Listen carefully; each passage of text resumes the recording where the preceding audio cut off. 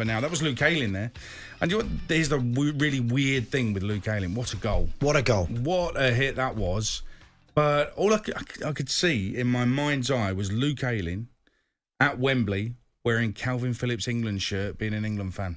That's the last time I saw him. Is that right? Was he? Unbelievable. Yeah, no, he was genuine. He had a Calvin Phillips. Do you know, England. he is a very, very good player, I think, Luke Ayling. He runs himself flat out every game from that position. He flies forward. In fact, after he'd scored his goal, he then got himself into a position high up the field, and then eventually Pogba, they lost the ball. Pogba kind of got possession, drifted infield a little bit, and I can see Luke Ayling now. I think he was screaming at Rafinha or someone. I remember it. To get tight to him, don't let him. And Pogba was able to pick his head up, slotted a beautiful ball, and then next thing they're 2-1 down. But his strike was brilliant. Did De Gea when he was diving for that? Did he take his hand away from that at the last moment? It looked like he could have got it. Maybe he misjudged it because it was so well hit and so accurate. I don't know, but it looked like he should have been able to stop it. But it's still a great hit. Dan from Eggborough, just quickly, you lot shouldn't speak about Bielsa unless you know what's going on. Bielsa won't play anyone in capitals who hasn't the fitness requirement to play in the team. It's as simple as that. Dan, just answer me then, why is he on the bench? Just text me the answer to that one. Why did you put, if he's not fit because you can be on after 30 seconds, mate. Why is he on the bench? There's a similar one here. It says, Bielsa decided Phillips wasn't fit. Well, he decided he was fit enough for the bench. If you're not fit on match days, I'll tell you listen, and the game's changed a lot since my day, but if you're not fit on match days, you normally stay behind, you normally work with the physio on a Saturday morning, or whenever it is, Sunday morning, whenever the game day is. You stay and you work if you're trying to get yourself up to speed. Because going along and sitting on the bench, you're not necessarily going to be getting involved enough. Martin's a Leeds fan. What do you want to say, Martin? Hi guys, yeah, great show as ever. Cheers, mate. Yeah, no, absolute faith in Bielsa. Yes, did he get it wrong? Absolutely. The selection was wrong. Leaving Phillips on the bench was wrong. And I knew we were going to be on the back end of a hide-in, being at Old Trafford, how they finished last season and what they're adding to their squad. But I'll stick by him through and through, no matter what. We owe him a great deal. Agreed. I think with Phillips being on the bench, yeah, okay, you perhaps don't put him in the starting lineup because he's perhaps carrying a bit of timber. Perhaps he just wanted him for the influence on the bench, perhaps. That's what I'm clutching at straws for. But on the same respect, we were woeful on the day. Let's not beat around the bush. Man United were absolutely fantastic, and I think they would have given anyone a hiding on the day.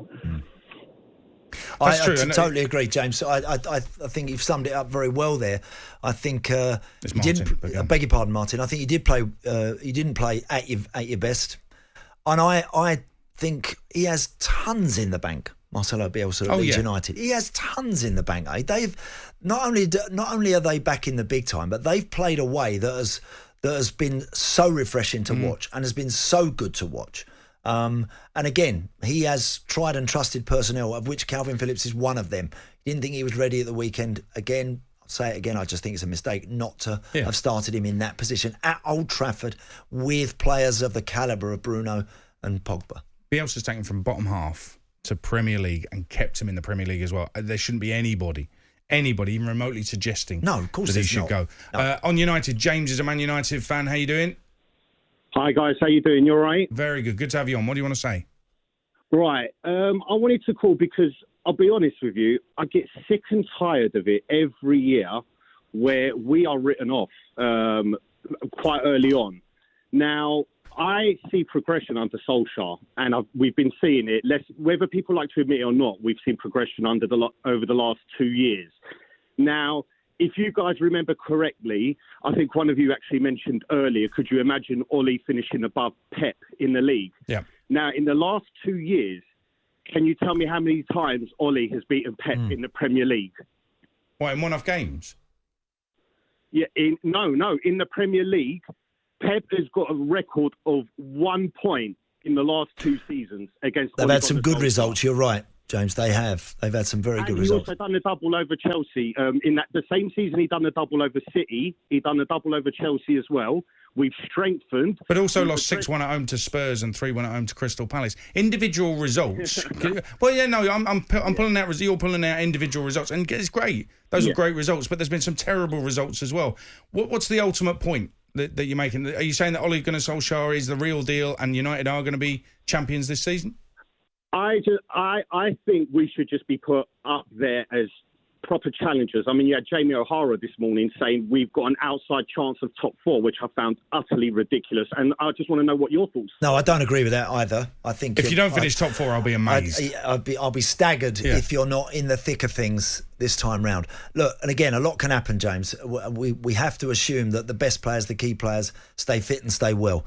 We've seen what happened to Liverpool when you lose big players, and it does happen, and it can derail the best laid plans. But if everyone is staying reasonably fit and well and able, I think Manchester United will definitely have a shout of winning the league this year. I don't think anybody, hand on heart, could turn around right now and say they ain't got a chance. And I think you're mad if you do. Because they've got too many good players. They've got to be contenders. I think last season's top 4 are all contenders. I would back Man United more if, say, Thomas Tuchel was in charge or if Pep was in charge of them. And that's the reason why I personally think Chelsea are going to be champions. And I may be wrong. And if Man United win it, then fair play. Ole's proved a lot of people wrong. If he leads Man United back to the promised land of winning the Premier League title, he will absolutely have a lot of apologies coming his way. But I think Chelsea are likely to be Premier League winners more than Man United because simply they have a better manager. That's just my opinion. Yours might be different.